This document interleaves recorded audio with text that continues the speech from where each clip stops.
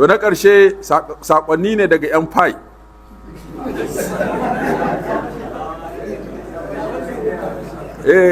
Bari in gaya muku saƙonnin da 'yan ta fashe suka aiko mana. Na'am?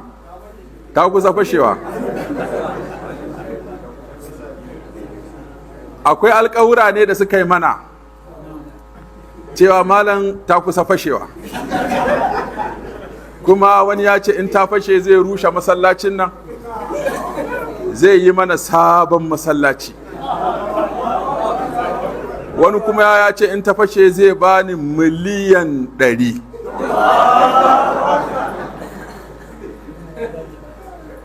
Wani ya ce in ta fashe zai sai min mota ta miliyan 150. Wannan ya ce Allah ya ja kwanan malam, idan ta fashe zan nemo ka. Wannan kuma Jamilu Basiru Muhammad ya ce malam aski ya zo gaban goshi fa, insha Allah idan har ta fashe zan buɗe maka gidan talabishin da rediyo wanda za ka dinga gudanar da karatuttukanka a can. Jamilu Basiru Muhammad. Wannan kuma ya ce Samira Buhari ce ta ce Allah gafarta mala, idan ta fashe to zan biya maka, kana cikin mahajjata da zan biyawa, kuma zan gayyace ka walima buɗe ka ta fara masallaci da zan gina insha Allahu a sama addu'a. Wannan kuma Adamu Muhammad Bello ya ce malam da zarar ta fashe zan aiko maka da miliyan 10 insha Allah.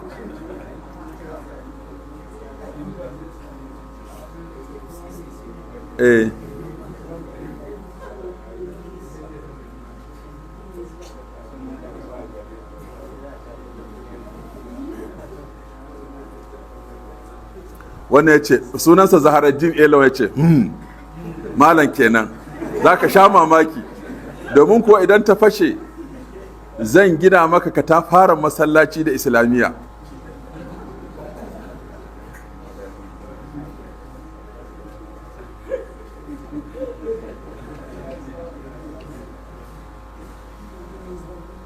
Wannan kuma ya ce bin Dalhat daga Gobe ya ce malam a taya mu addu'a saura kiris ta fashe.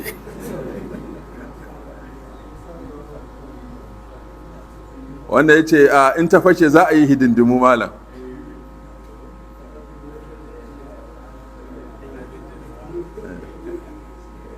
Wannan kuma ya ce malam Allah kai mu Disamba.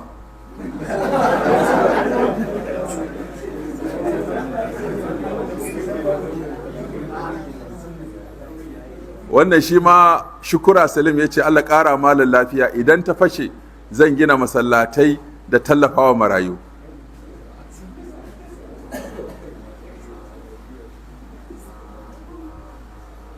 Wannan kuma Gali Tijjani Abdurrahman a yage ce akarama kalla, muna fasaran za ta fashe insha Allah, a taya mu addu'a, za ga tarin alkhairai da zarar ta fashe. Wanda ya ce malam tare da tarin girmamawa na yi maka alkawarin motar miliyan 120, sunansa Naziru Usman, ya ce na maka alkawarin motar naira miliyan 120 idan ta fashe. Saboda wannan bayanin da kai za mu baka mamaki insha Allah.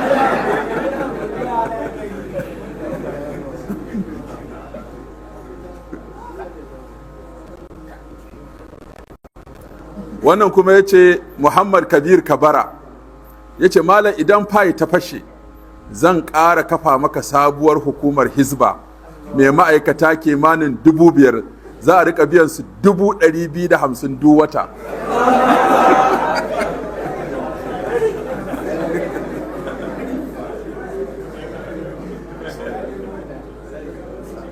Wanda ya ce a halin yanzu, shi kuma Sadiq Ibrahim Bello ya ce a halin yanzu na kai akarama kalla ina da fayi kusan 100, wanda muna sa ran idan Allah ya sa ta fashe kowane ɗaya zai kai dola 375. Don haka ni alkawarin da zan yi maka shine idan ta fashe kuma ta yi tsada, to in Allah ya yarda zan saya maka mota Fijo 506 mai AC. Wannan marwaci ne.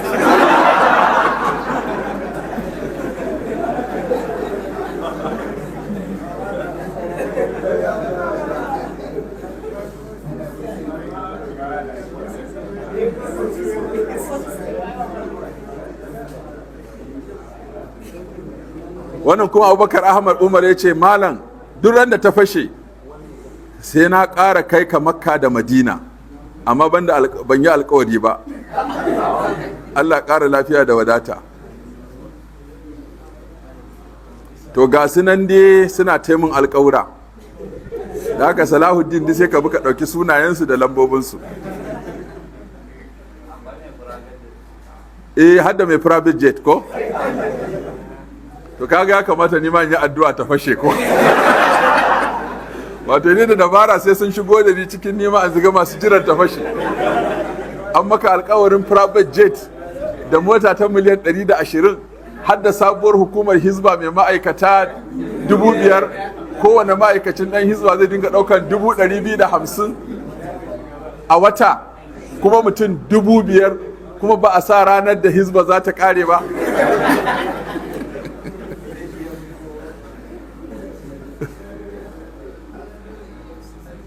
To saboda haka an ce wani ya ce wani malami ya ce akara makalla idan ta fashe zan gina maka wani katafaren asibiti, sai ce zai kai girma na dawano.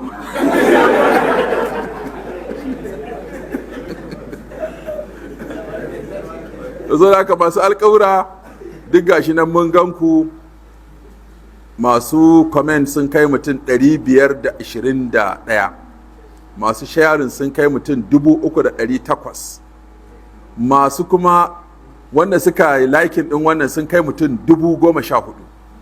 duk waɗannan ya alƙawura ne cewa in ta fashe, kuma sun ce masu sauraron karatu a gaya muku duk za a biya muku umara da haji ta fashe.